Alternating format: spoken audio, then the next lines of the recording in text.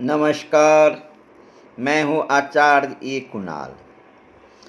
किसी व्यक्ति के हाथ में अगर इस तरह त्रिशूल बना हुआ है, सूर्य पर्वत पर त्रिशूल बना हुआ आप देख सकते हैं। अनामिका अंगुली के नीचे में सूर्य पर्वत पर एक रेखा चंद्रमा से आकर के त्रिशूल बन गया है। यानी सूर्य रेखा आकर के चंद्रमा से आकर के और सूर्य पर्वत पर 3 भाग में बट गया है, त्रिशूल हो गया है। जब इस तरह किसी व्यक्ति के हाथ में अगर त्रिशूल बना हुआ हो और बृहस्पति पर्वत पर यानी तर्जनी अंगुली के ठीक नीचे वाले माउंट पर पर्वत पर त्रिभुज बना हुआ हो, ये दोनों का किसी हथेली पर बनना एक संयोग ही है।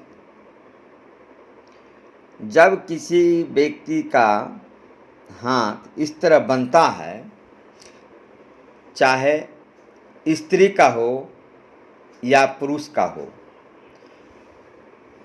दोनों का एक ही जैसा प्रभाव होता है। अगर किसी स्त्री या पुरुष के हाथ में इस तरह त्रिशूल बना हुआ है और त्रिभुज बना हुआ है बृहस्पति पर, तो अद्भुत प्रतिभा, अद्भुत धन, अद्भुत सम्मान, अद्भुत मान, अद्भुत रोब। रोब मतलब क्या? रोबदार व्यक्ति। ऐसे व्यक्ति जहाँ भी खड़ा होता है, ऐसा पुरुष जहाँ भी खड़ा होता है, सामने वाला को चलने नहीं देता है। ऐसा व्यक्ति शेर का सम्मान दिखाई देता है, राजा के सम्मान दिखाई देता है, छत्री का सम्मान दिखाई देता है, प्रतिभा का सौदागर दिखाई देता है, धन में राजा दिखाई देता है, राजा महाराजा के तरह जीवन जीता है। ऐसे व्यक्ति का ठाठ बाट देखकर अच्छे अच्छे लोगों का दिमाग हिल जाता है। ऐसे व्यक्ति का संस्कार देखकर अच्छे अच्छे आदमी सोचने लगता है। जब इस तरह किसी व्यक्ति के हाथ में चंद्रमा से आकर सूर्य रेखा त्रिशूल बन जाए सूर्य पर्वत पे जाकर, और इस तरह के बृहस्पति पर्वत पर त्रिभुज बन जाए, तो समझ लीजिए ये जातक, ये पुरुष, ये आदमी बड़ी रूपदार है, बड़ी शक्तिशाली है। ऐसे जातक जो चाहता है अपने जीवन में सो कर दिखाता है। ऐसे जातक का अगर 4 चक्का गाड़ी घोड़ा ही लेता है तो उच्च रेंज का गाड़ी घोड़ा होता है। मार मकान भी इस जातक का देखने लायक होता है, राजा के तरह मकान होता है। इस जातक का प्रतिभा भी अगर किसी कारणवश पढ़ाई लिखाई में भी कमज़ोर रहने के बाद भी ऐसे जातक का प्रतिभा 4 चांद लगा लेता है। ऐसे जातक प्रतिभा का बहुत धनी होता है। ऐसे जातक प्रतिभा के साथ साथ मान सम्मान का भी बड़ा धनी होता है।